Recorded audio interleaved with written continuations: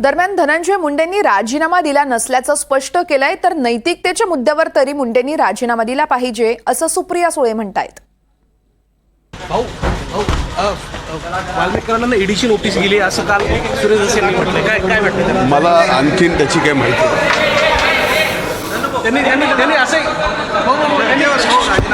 असंही म्हटलं की काल अजित पवारांकडे तुम्ही राजीनामा दिला अशी देखील एक बातमी आली होती काल. काहीही राजीनामा वगैरे दिलेला नाही. मला असं वाटतं सरकारने संवेदनशीलपणे या सगळ्याचा विचार करावा. मला अजूनही तो दिवस आठवतोय जेव्हा अशोक चव्हाणांवर आरोप झाले. नैतिकता बघून काँग्रेस पक्षाने आणि अशोक चव्हाणांनी तेव्हा राजीनामा दिला होता.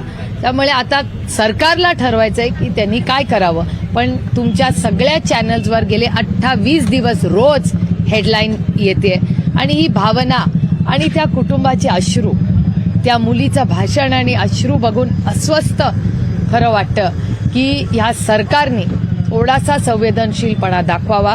त्याच्यात मुख्यमंत्र्यांचंही काल स्टेटमेंट आलंय की आम्ही कुणालाही सोडणार नाही.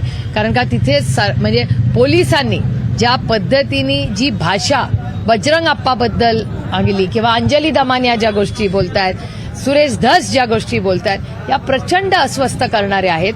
आणि असं चालणार कसं? माझं म्हणणं आहे कुठल्याही गोष्टींमध्ये काही विषय असे ज्याच्यात राजकारण बाजूला ठेवूनच माणुसकी आहे का नाही या राज्यात.